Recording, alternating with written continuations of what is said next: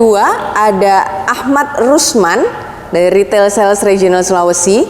Mohon izin bertanya Pak, bagaimana menjaga motivasi atau dream ketika ada orang terdekat atau keluarga yang justru malah menjatuhkan? Nah, ini support sistemnya sendiri malah nggak believe nih Pak, gimana nih?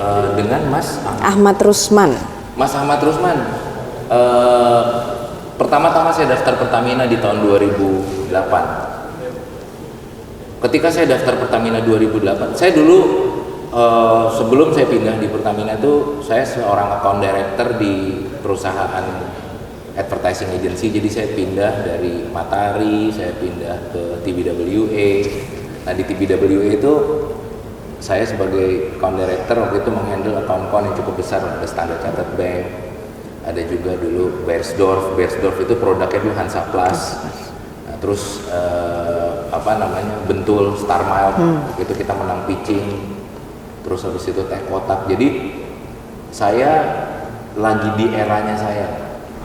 Bahkan waktu itu sempat saya mau di hijack sama BBDO ada dulu kalau misalnya yang tahu. Jadi BBDO itu agensi yang punyanya Hero. Jadi kita pegang retail semua, ada pegang produk Unilever. Dan di hire-nya tuh cukup besar lah jumlah kelipatan. Akhirnya saya lihat di koran, wah Pertamina.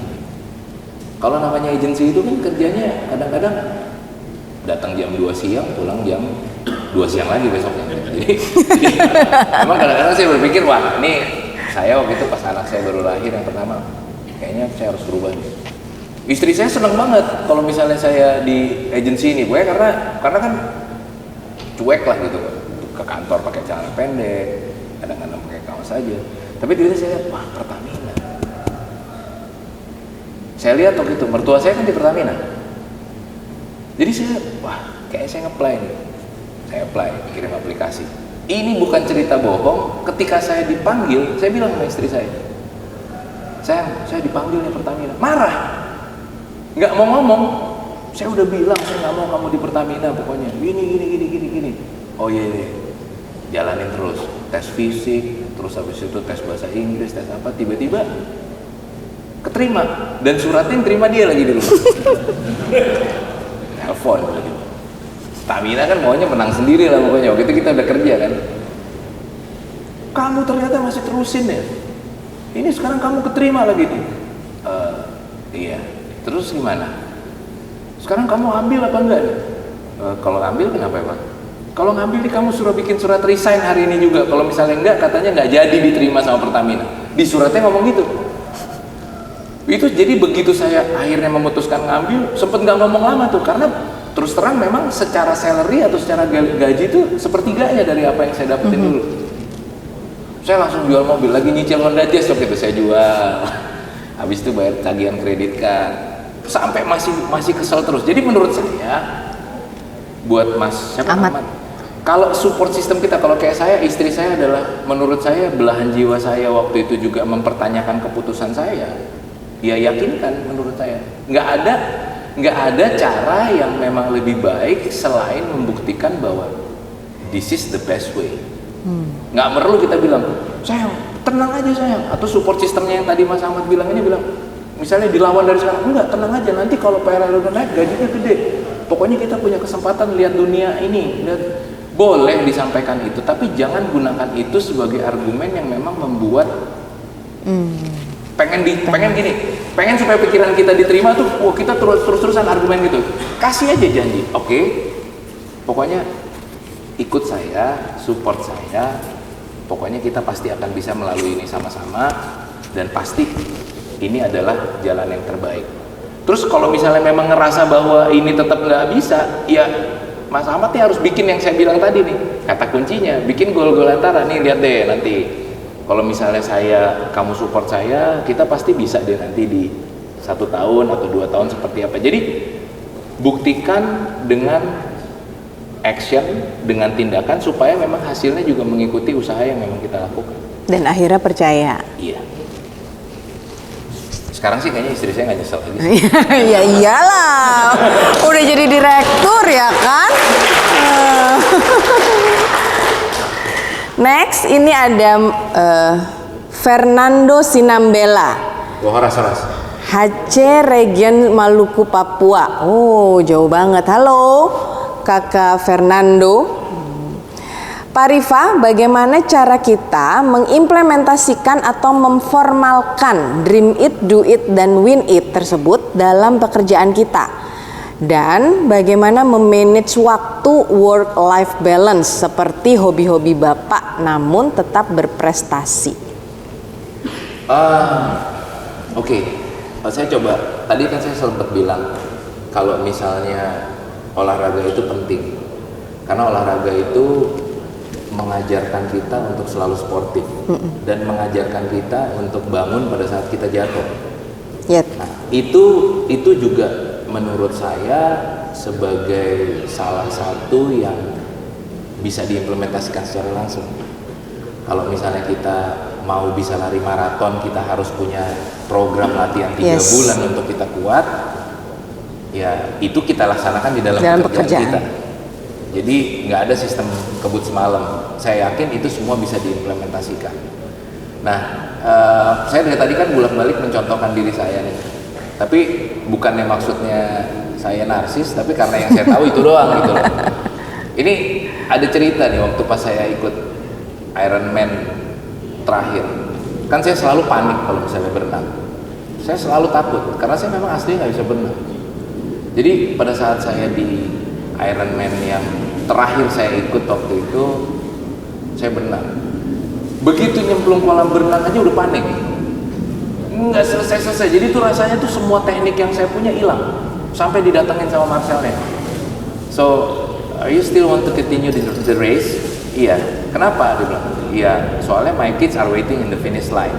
So then swim. Jadi saya nggak bisa berenang. Begitu keluar dari kolam berenang, saya didatengin sama panitianya. Lu udah cut off time nih. Terus gimana? Saya bilang, ya lu harus ngejar di sepeda. Kalau misalnya lu belum nyampe satu titik di menit kesekian, we are sorry, lu harus gua angkat. Jadi udah ada mobil yang ngikutin. Itu saya udah nggak ngelihat lagi heart rate saya udah berapa. Hajar aja terus. Hajar terus, sehajar-hajarnya. Sampai di titik itu saya 3 menit lebih cepat. Jadi begitu saya muter, si orang itu yang bawa motor sama di belakangnya ada truk yang buat ngangkut sepeda, cuman bisa dada-dadain saya doang karena saya lolos di situ. Nah, jadi menurut saya itu kan salah satu kegagalan nih, gimana caranya kita. Tapi gimana? How we bounce back untuk mengcover kegagalan itu untuk mencapai apa yang memang goal harus kita capai di ujungnya. Dan itu sebenarnya selalu saya coba pikir di dalam apa yang saya kerjakan. Belum tentu kita berhasil di sini, tapi kita harus coba terus sampai akhirnya kita bisa dapat jalan untuk mengcover apa yang memang mungkin kita kurang di satu titik di upaya kita yang awal itu tadi. Untuk membaginya tadi untuk balance work-life balance-nya, waktunya tuh kita yang ngatur sebenarnya. Kalau kayak balik lagi nih, saya contohin di saya dulu, saya selalu berangkat dari rumah jam 4:30. Kalau buat teman-teman yang dulu pernah di kantor pusat pasti pernah ketemu saya di Sudirman. Jadi saya turun di Senayan, saya lari ke kantor pusat, muter di Monas sampai dapat 10 kilo, mandi. Terus habis itu jam makan siang saya nggak ikut makan siang. Biasanya saya cuma beli sandwich.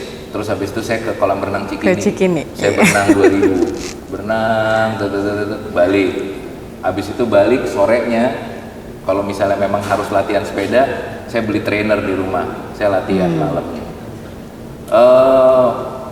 Kalau di sisi pekerjaan termanage, tapi memang di sisi keluarga pada marah semua. Istri habis marah, waktunya. Karena Sabtu Minggu anak-anak biasanya ngajakin berenang, saya malah makin banyak ya. Dia. Saya berenangnya sendiri aja. Dia nyolek-nyolek, lempar-lempar bola, bisa terus aja gitu. Nah, tapi kembali lagi. Ini semua bisa diatur dan ya kita bikin jadwalnya aja, dan kita juga harus rela gitu kalau misalnya memang ada pekerjaan yang harus kita selesaikan sampai malam, Jangan paksain gitu jam 10 malam, begitu pas pulang istri misalnya udah nungguin atau suami udah nungguin, anak-anak udah nungguin, sebentar ya, bapak mau sepeda dulu. Ya nggak juga gitu loh maksudnya.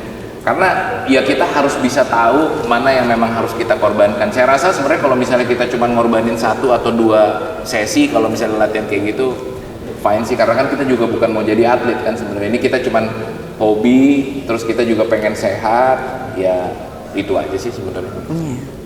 Jadi nggak ada yang instan, tapi tetap di balance supaya dua-duanya bisa jalan. Kerjaan lancar, hobi jalan, keluarga senang gitu ya. So far senang. Oke, selanjutnya ada Mas Arwin dari Retail Sales.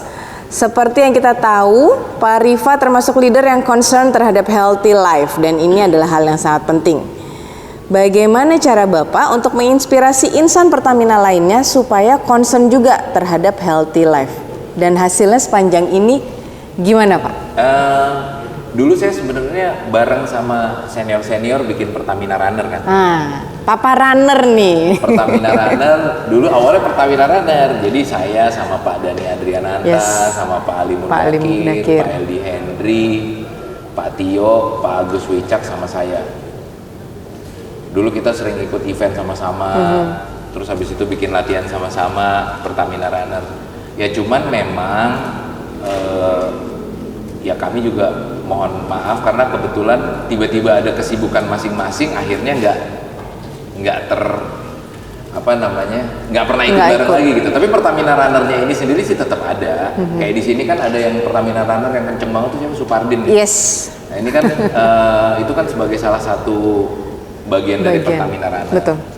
Nah sekarang nih Pertamina Runner bukan saingan sih sebenarnya, kan sekarang ada teman-teman yang juga dulu bikin Papa Runner.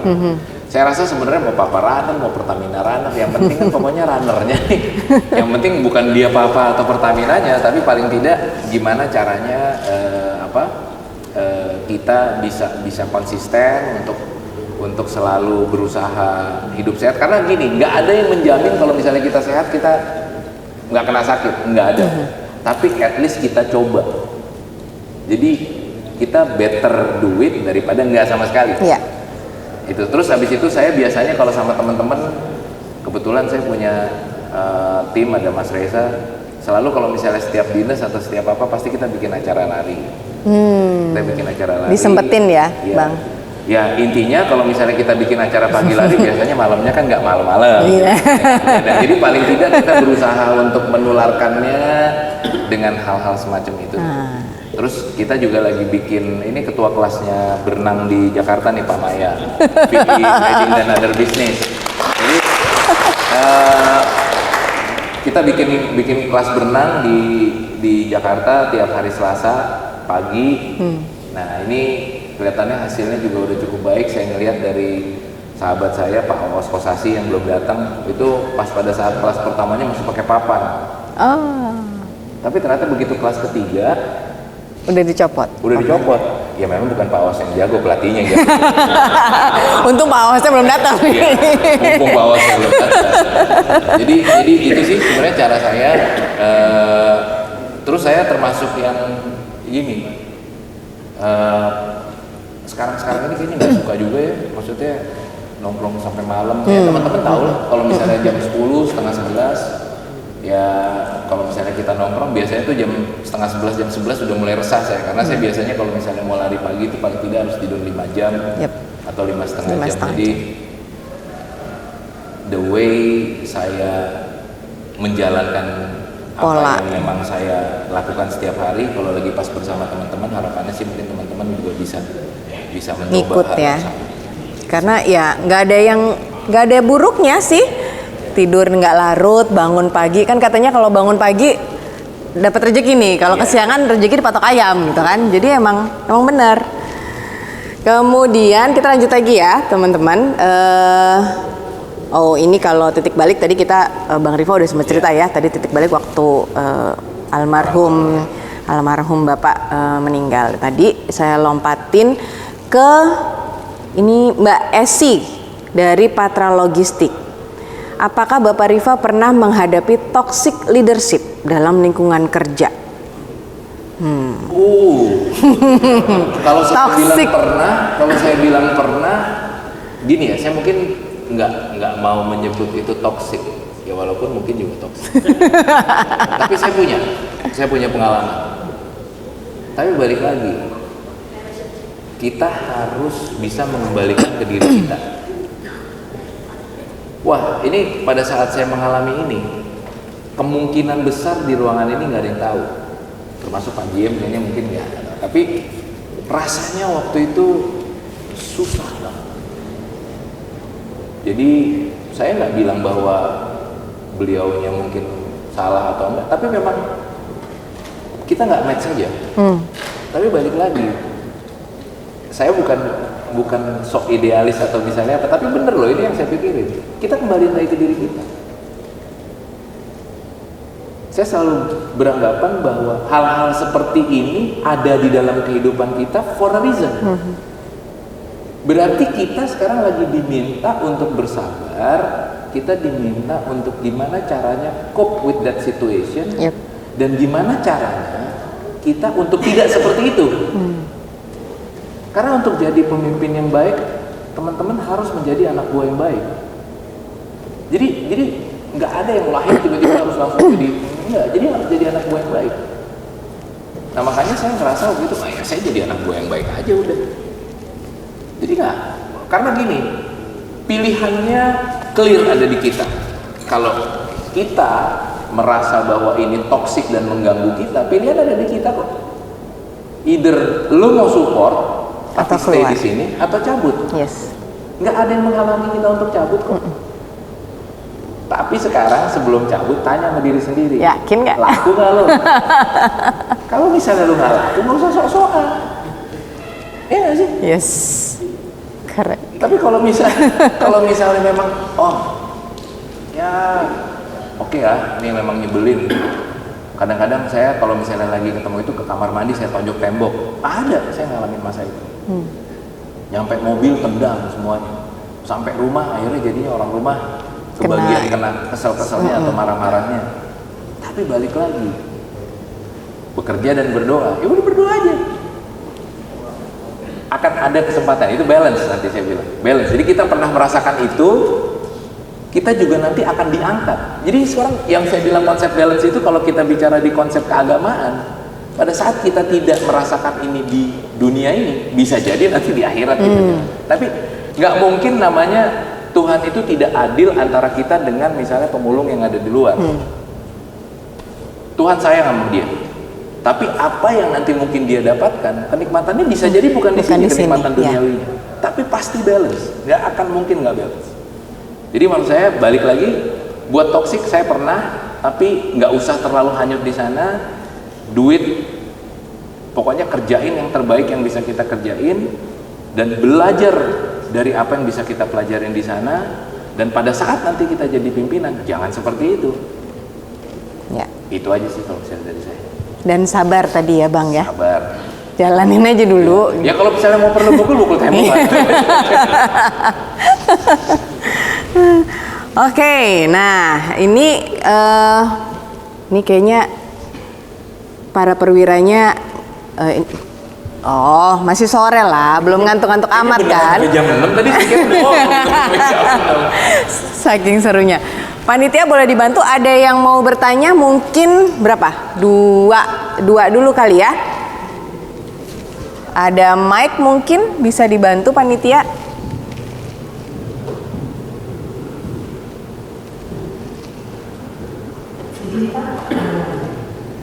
Nama saya Ana dari Universitas.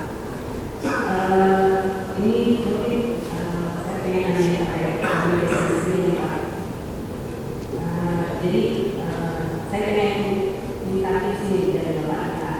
Jadi tadi saya tertarik dengan cerita Bapak mungkin benar sesuatu yang sudah dites dengan Pertamina.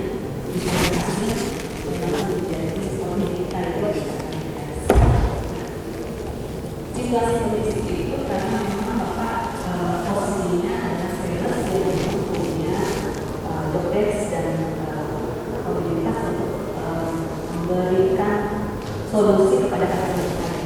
Nah, kalau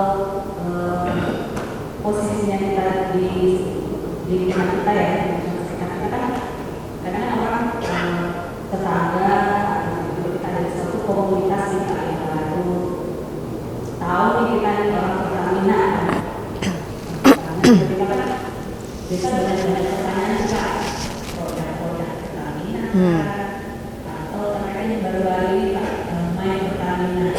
Salah satunya kemarin saya sempat jalan pas ada konsumen nanya, nah Pak Pertamina, iya Pak, saya mau nanya nih Pak, itu di Pertamina kan dipasang dilarang menggunakan HP.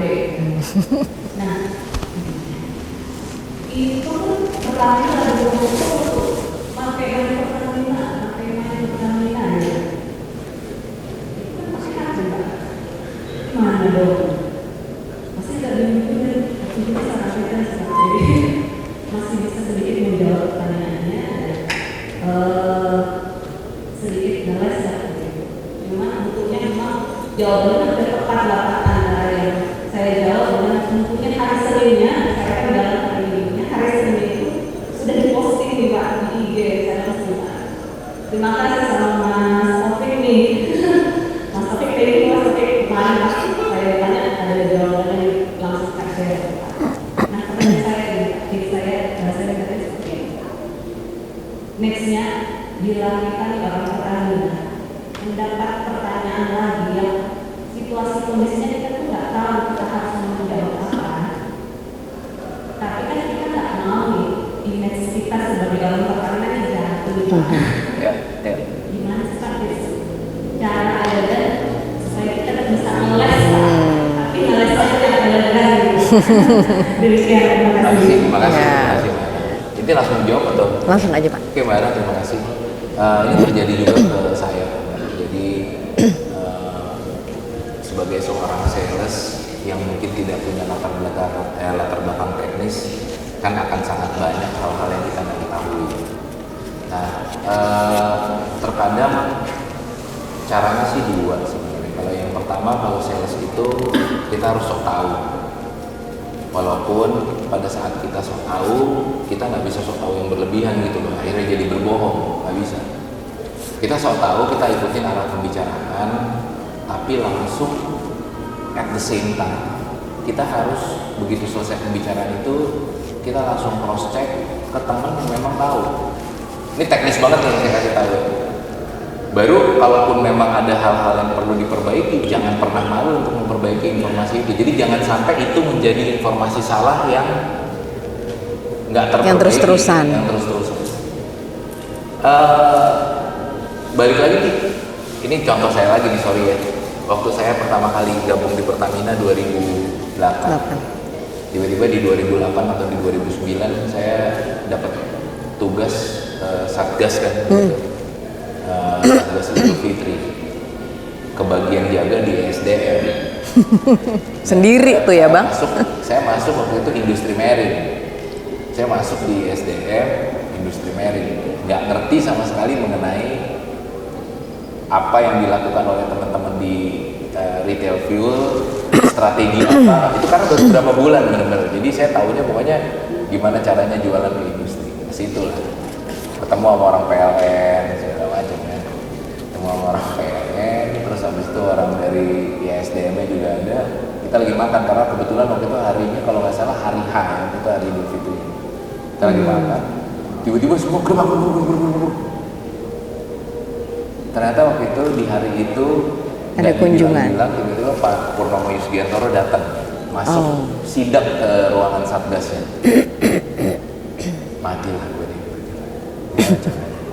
Dan akhirnya dia duduk. Untungnya dia datangnya juga pakai jeans, pakai kemeja Hawaii, lagi santai lah karena hari ini.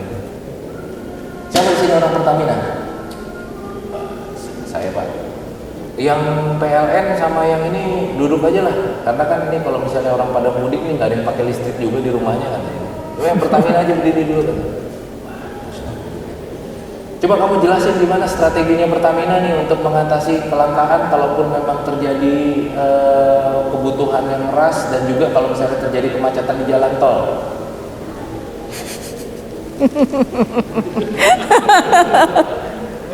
Pak, kita akan berupaya maksimal dan menyiapkan semua sarana dan fasilitas yang ada untuk mendukung. Jadi kalau di jalan tol kita akan menambahkan armada untuk bisa mengantisipasi kalau terjadi kecil. Sekarang kalau misalnya kita ngomongnya, saya benar-benar ngomongnya seperti itu. Jadi nggak mau menggunakan istilah-istilah yang akhirnya saya terjebak, tapi pengetahuan umum aja udah kita bawa. Dia sambil ngomong, oke, jadi menurut kamu akan siapkan semua fasilitas dan juga akan menambah armada supaya tidak terjadi kekosongan di SPBU. Betul Pak? Itu kamu yakinkan? Yakin Pak. Saya nanti sebagai point of contact dan akan koordinasi ke pusat. Oke ya, ini mohon maaf nih, dia nyebutnya waktu itu karena waktu itu kan direktur pemasarannya Pak Faisal, Pak Ahmad Faisal. Kamu saya catat nama kamu ya. Nanti kalau misalnya sampai ada apa-apa, saya kasih tahu sama Faisal bahwa kamu ngasih informasi sama saya. Lemas dari sini sampai sini. Sementara sama yang PLN dia cuma nanya, gimana makannya? Enak. Jadi paling tidak kita jangan sampai kita bilang nggak tahu juga gitu loh. Nggak mungkin kata Pak, sorry saya nggak tahu karena saya ini baru masuk dan saya handle industri. Enggak.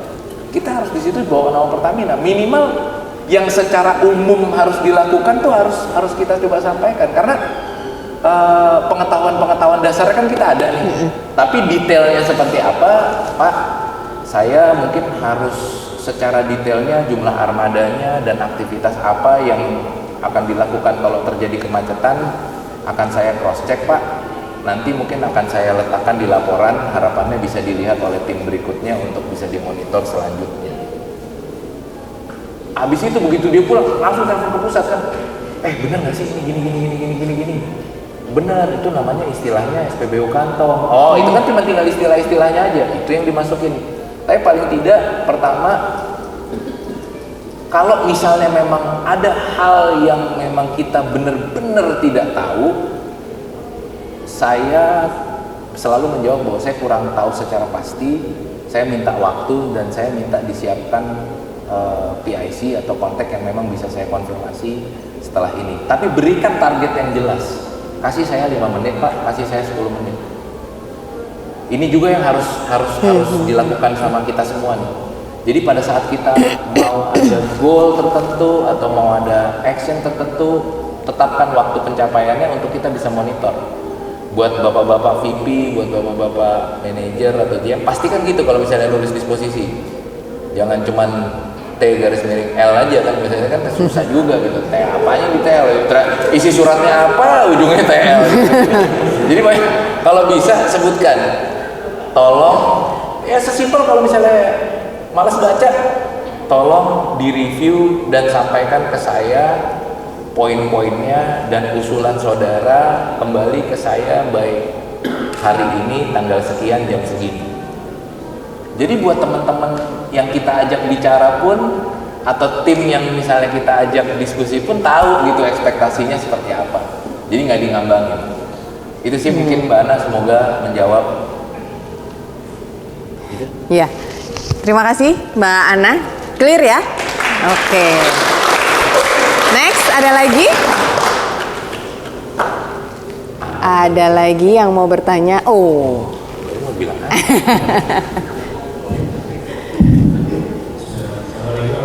Waalaikumsalam.